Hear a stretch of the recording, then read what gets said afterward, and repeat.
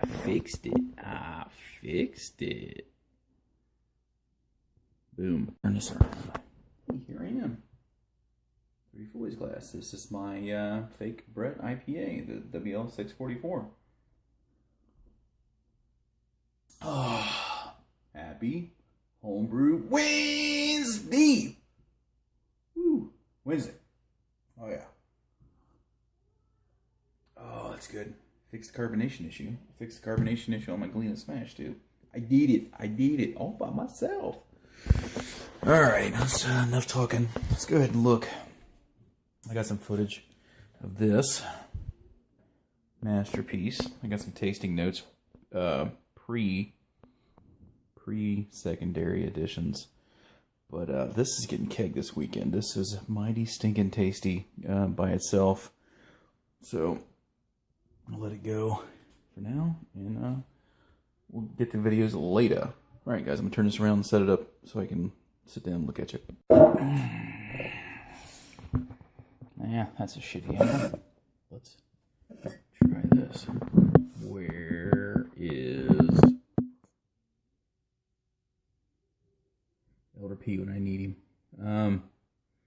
It looks like shit. I'm gonna come back and try this again. It's better, right? Better. This is not better, but vantage point maybe. Technical term, maybe, probably not. I don't know. I'm gonna keep it short. I'm gonna keep this one short because I've got 7.5 minutes of video already, so I don't need to sit here and talk.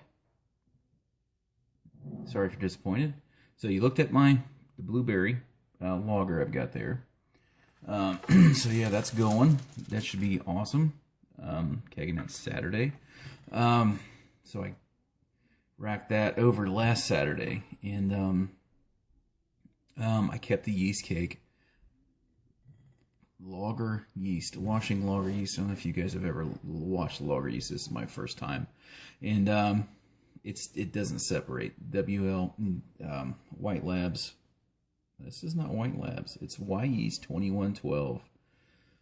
Doesn't separate. I don't know if I should maybe separate in smaller containers and try to do it from that point. See if I can do it that way, but right now I can't get it separate.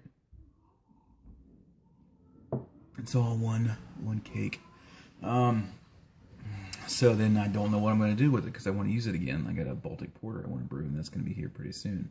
I may just split it, shake the F out of it, and pour half of it into a 2-liter starter and just go from there. That should be more than enough yeast for the 1070 beer, because yeah, there's a ton of yeast in that. So that's all I got. I don't know what to do with it other than buy new, and you know, it's the whole point of the exercise of washing it was so I don't have to buy new. Let's see. I just entered 3 beers into a local brewery's homebrew competition, so hopefully, with any luck, I'll be the next Josh Secor grand prize. Brewing on the big system, keg, tap handle, t-shirt. But yeah, I get to brew on the big system. That's if I win.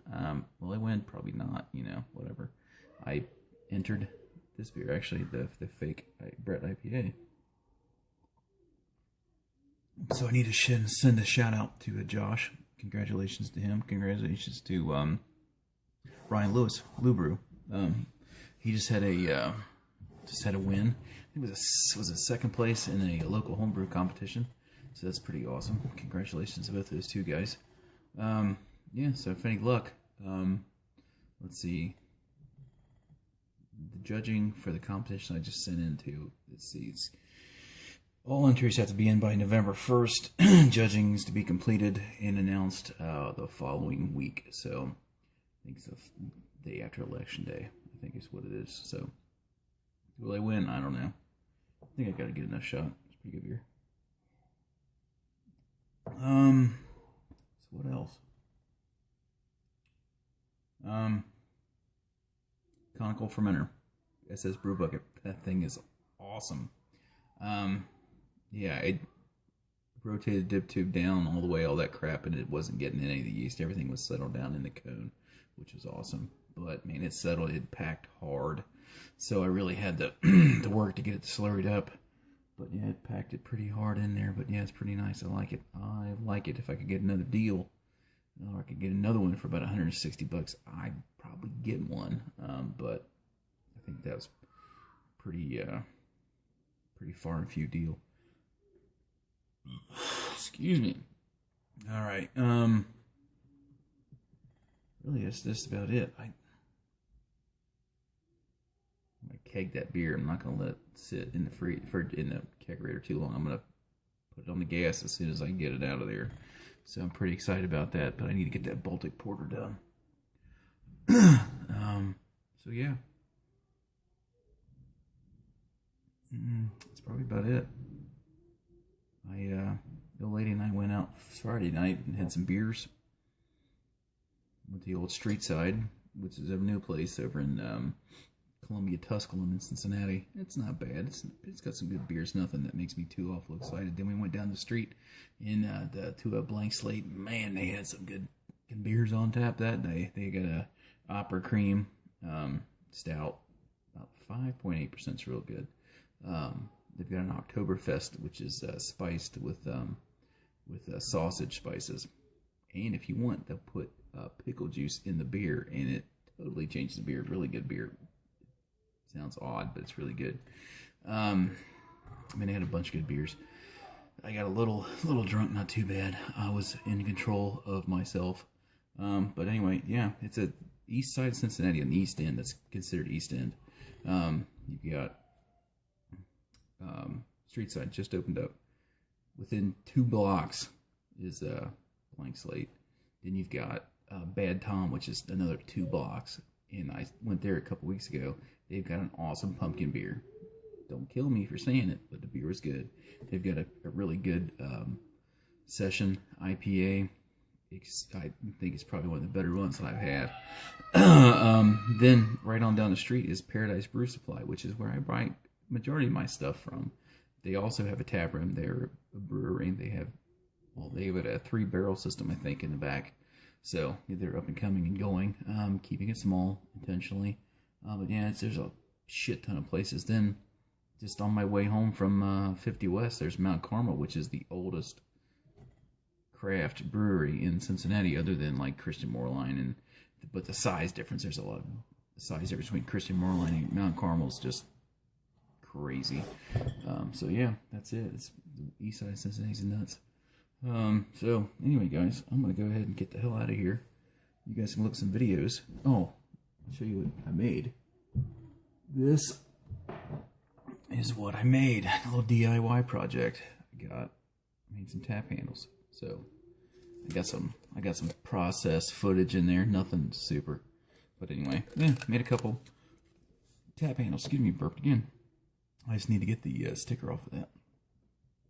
But yep, that's it. All right, guys. Cheers. Mango, pineapple, coconut. All right, guys. Cheers. Peace. Guys, DIY project. Making some tap handles out of these old white labs bottles. So what I got 2 of these. Here's your part numbers. They are 3/8/16 by 7/16 T-nuts.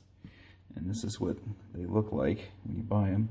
These sharp things are sharp. They will fucking get you if you don't watch it. And that's what it looks like. All I've done is taken a 4-inch grinder, ground off the little sharp end, and these. There's the cap I've already drilled with a step bit, and these will drop. It fits perfectly. You got to wiggle it around a little bit, but anyway, it fits right down in the center of that. So let me get that out of there. Oh, there it is. Fit right down in there. So yeah, fits flat. I'm gonna epoxy it in there, and we'll go from there. We'll see the final product here in a second. That's the epoxy that I'm using. It's just Loctite. It's not too terribly expensive, but then I just put enough to cover the outside edge. You don't need to go crazy with this stuff, so I'm going to go ahead and cut that one down, drill a hole in my other cap, and go from there. So this is the finished product. So you can see holes off center, but whatever. You just Just make it a little bit larger. But yeah, that's it. Let me yeah.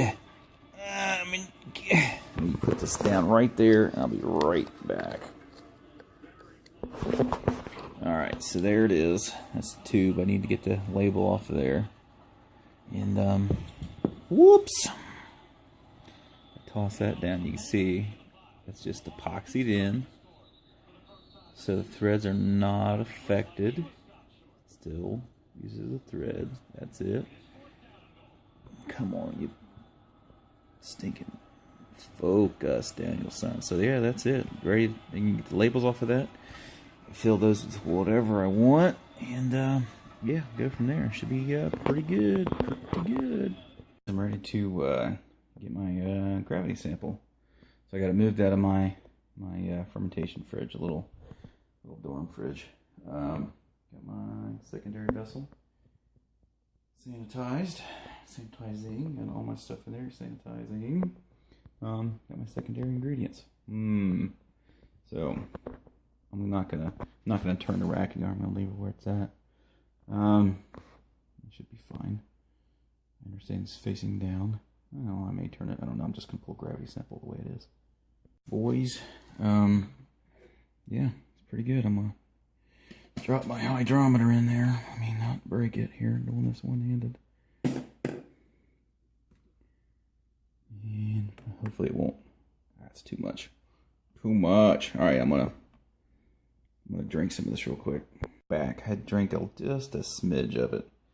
So it's down. So we'll say about 10, 12, 10, 13, which is where Beersmith said it would finish. So it's still got some clearing to do. Maybe. I don't know. It does have some flaked oats in there, so that's fine. But yeah, I'm gonna go ahead and probably go ahead and rack this on top of that. All right, guys. Remember that color. It's not gonna be that color later. Got my racking arm turned, so it's up in the clear beer. Got everything down in there. Let's take a look and see. Yeah, you can see it's pretty full there. A lot of headspace. So it's actually not a whole lot of headspace, I mean. So yeah, there it is, guys. I'm gonna turn the valve on. We're gonna go. Here we go. Here we go. All right, more to come. Yeah, we're going, and we're going. I'm gonna save this yeast. I've got a big jar sanitizing in my Star San. So I've got another jar of sterile water. So we're gonna see how much we can get out of here, and not overfill that. So yeah, that's the plan for right now. All right, that's it. I got the yeast cake there. I tried to pull some of the beer off the top of it, but it just ended up being wasn't getting that much beer at one time, so I just had to hold it. And I swooshed it up, got it all swooshed. That's a technical term. Swooshed up, poured into that jar. Sanitized water in that one, so I topped it off. So then that's it, guys. I'm gonna do a real quick tasting. That was before and after. So we'll see what happens here in about a week when I keg it. All right, guys, let's do a tasting. Do a tasting, do a smell, taste, all that good stuff. All right, I'm gonna turn this son of a around. The top of that. Ooh, dirty. All right, here I am. So there is a ton of berry in this. Just on the nose. Should be an ounce of mosaic at flame out. But it also, I bittered with Galena. And Galena has got a nice berry flavor. So yeah, I'm definitely tastes a lotting. It's a technical term too. Tastes a lot like the smash that I made. I didn't do a diacetyl rest. That thing fermented at 60 degrees for 2 weeks. 2 weeks today, actually. So, my opinion, do I need a diacetyl rest for Y yeast 2112, California common yeast? I don't think so. Definitely tastes lager, but it's